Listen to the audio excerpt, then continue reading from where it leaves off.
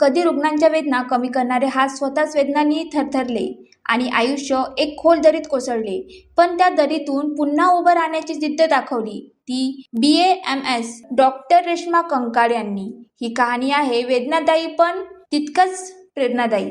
2019 साली मानसिक संतुलन ढासळल्यानंतर रेश्मा कंकाळ नैराश्य, भीती आणि संशयाच्या गर्तेत अडकल्या. एका दुर्दैवी घटनेनंतर त्यांना 6 महिन्याचा कारावासही भोगावा लागला. समाज आणि नातेवाईक दूर गेले, घरात अंधार पसरला, आयुष्य जणू थांबूनच गेलं. अशा कठीण काळात त्यांना आधार मिळाला तो नांदेड येथील नंदीदीप फाउंडेशन या संस्थेचा. अकोला येथील पोलीस निरीक्षक मनोज केदारे यांनी पुढाकार घेत रेश्मा यांना सुरक्षितपणे बाहेर काढले. त्यानंतर नंदीदीप फाउंडेशनचे पुनर्वसन समन्वयक निशांत शायर यांच्या मार्गदर्शनाखाली उपचार प्रक्रिया सुरू झाली. मानसोपचार तज्ञ डॉक्टर श्रीकांत मेत्राम यांच्या देखरेखीखाली 3 महिन्याची औषधोपचार, समुपदेशन आणि सातत्यपूर्ण निरीक्षणाची उपचार यात्रा पार पाडली. या काळात त्वचारोग तज्ञ डॉक्टर अमर सुरसुजे यांनी रेश्मा यांना एक वाक्य सांगितले, तू डॉक्टर आहेस. या एका वाक्याने त्याच्या आयुष्यात नवा प्रकाश फुलला.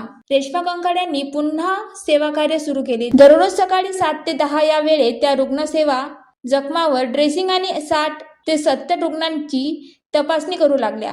महेश कळसकर यांच्या व्यायाम सत्रामुळे शारीरिक बळ वाढले, तर मार्गदर्शन नरेंद्र पवार यांच्या प्रेरणेने आत्मविश्वास दृढ झाला. हळूहळू रेश्मा रुग्ण न राहता सेविका बनल्या. यानंतर महापुनर्वसन विदाई सोहळा मोठ्या उत्साहात पार पडला. नगराध्यक्ष प्रियदर्शनी उडके यांच्या उपस्थितीत रेश्मा यांच्या सन्मानपूर्वक गृहप्रवेश करण्यात आला.